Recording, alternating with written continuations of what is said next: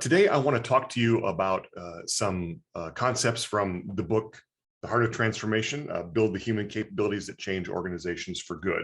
What I'd like to do today is really start by getting to the very beginning of the book and share a concept from that and discuss it a little bit with you. And one of the questions I often get immediately when people are kind of flipping through that first chapter is, oh, okay, why do you put what you refer to these as these human capabilities at the heart of transformation? What does that mean, that at the heart of transformation are human capabilities? I thought it was like about process and systems and technology. So here's what I usually say to that. The first thing is you need to recognize that organization transformation is kind of a mythical concept because organizations don't exist. And what do I mean by that? What I mean by that is an organization is merely a collection of people. Sure, there's a legal name that lawyers have written down in documents, and there's maybe a physical building or mini buildings or, T-shirts or pens or God knows what else that says, this is us, company XYZ.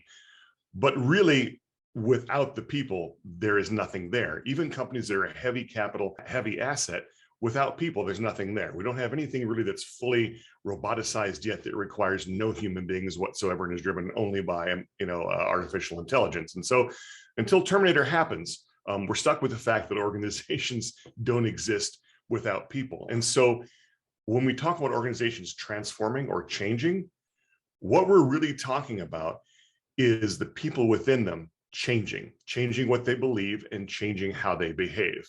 And quite frankly, I probably should have said changing how they behave to change what they believe, because that's the order in which it happens. But that's for a different chapter later. We'll get into that. Feel free, by the way, to make your comments below and tell me what your thoughts are. I'd love to hear where you agree and where you disagree.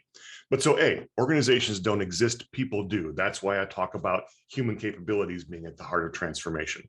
The second thing is that our approaches to change and transformation have generally been about process or technology, and they gloss over the people aspect. You know why?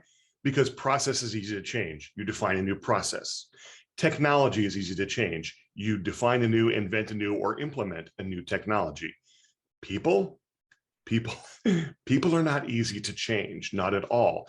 And so we don't work on the things that are difficult. We work on the things that are easy, especially if you're a consultant like me selling you something. I want to sell you something I know I can deliver on. Well, I don't, but many consultants do. They don't want to sell you something they can't.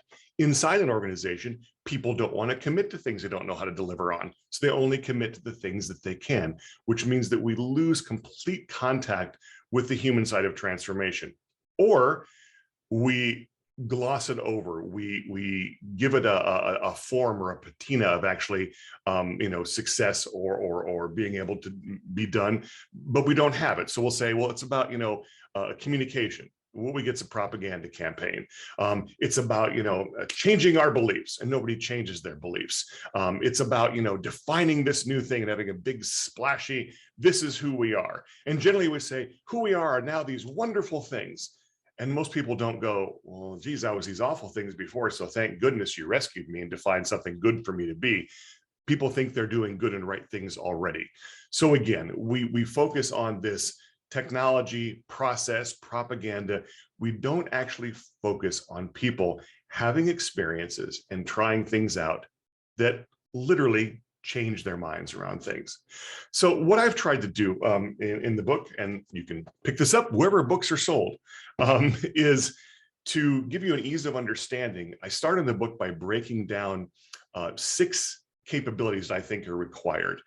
And what I try and do with those capabilities is it's not compare and contrast, but it's connect them to the capability in the past that served us well, that now isn't obsolete, isn't gone, but isn't quite serving us as well. So for me, they're exploring over executing.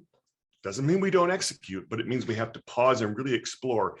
Is this the thing that we're executing on? Is anything changed? Is anything different that would impact the direction that we're pursuing when we're executing on things? The second one, learning before knowing.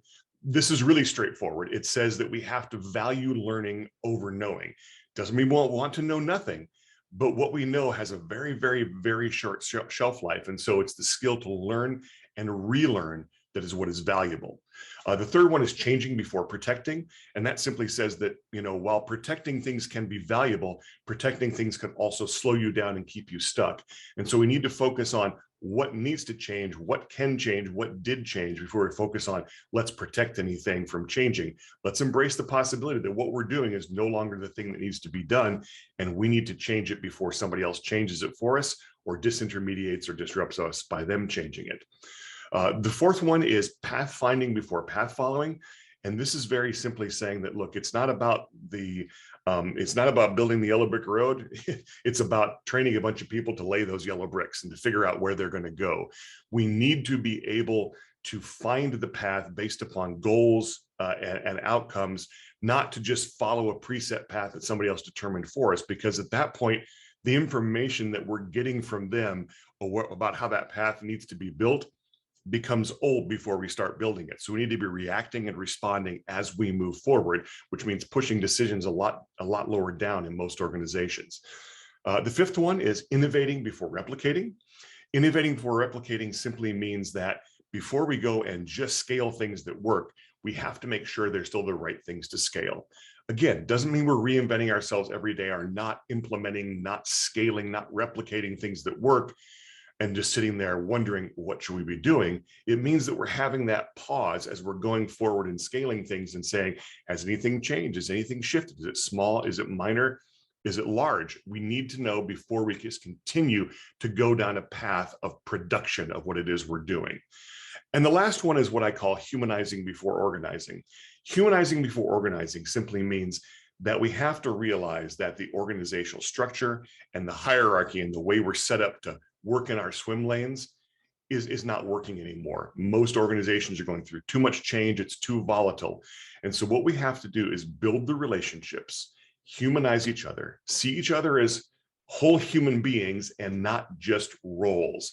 Because if we're roles, we're fungible, but we're not fungible. You can't just take one person doing XYZ job and put a new person in. You all know that.